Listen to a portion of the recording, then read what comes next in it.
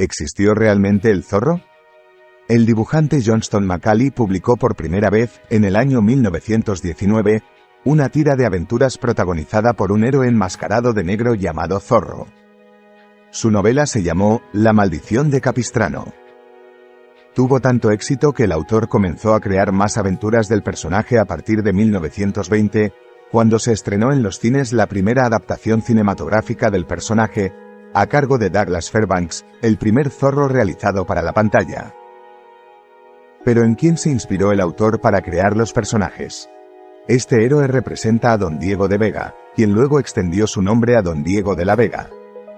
El autor utilizó a muchos personajes desconocidos de la historia para crear imágenes míticas con espadas, pero este hombre resulta ser una persona real. Por otro lado, una de las referencias más evidentes es el personaje de Robin Hood. Sin embargo, también hay ladrones famosos como Joaquín Murrieta, Guillén de Lampart y Tiburcio Vázquez.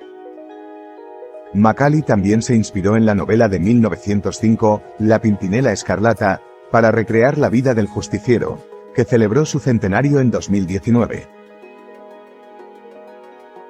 La historia del zorro está basada en Don Diego de la Vega, un aristócrata que vivió en Los Ángeles, Baja California, de 1821 a 1846. El noble se dedicó a luchar contra la injusticia sobre un caballo negro llamado Tornado y siempre se disfrazaba con una máscara negra y un abrigo largo. La mayoría de las historias del zorro tienen lugar bajo el dominio mexicano en Baja California, pero adaptaciones posteriores de los cómics de Macaulay lo ubicaron en territorio controlado por los españoles.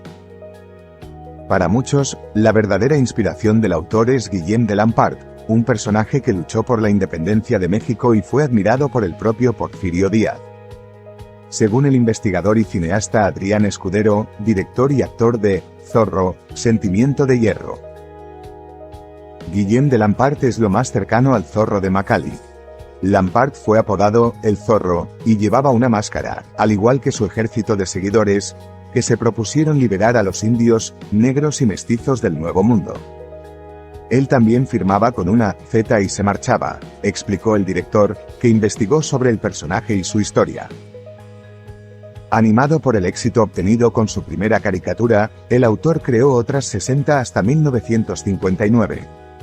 La última obra, titulada La Máscara del Zorro, se publicó una vez que el autor ya había fallecido. El proceso de diseño de personajes también hizo famosos a los villanos y enemigos del zorro. Entre los más conocidos y comentados en adaptaciones posteriores, se encuentran el Águila, Rafael Montero y Enrique Sánchez Monasterio. Adaptaciones en TV y cine. Un personaje único e interesante como este verdadero héroe popular, ha inspirado numerosas adaptaciones cinematográficas y televisivas. Una de las obras más famosas es la película producida por Disney en los años 50. La película está ambientada en Los Ángeles del siglo XIX, entonces parte de la antigua California española. El zorro, Banderas. En el cine, el personaje recibió un giro en producciones más recientes. El actor español Antonio Banderas se puso la máscara en 1998, pero no para interpretar a Diego de la Vega.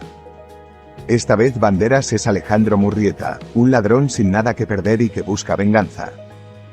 Aquí conoce a Diego de la Vega, el zorro original, y le dice que él es el nuevo zorro.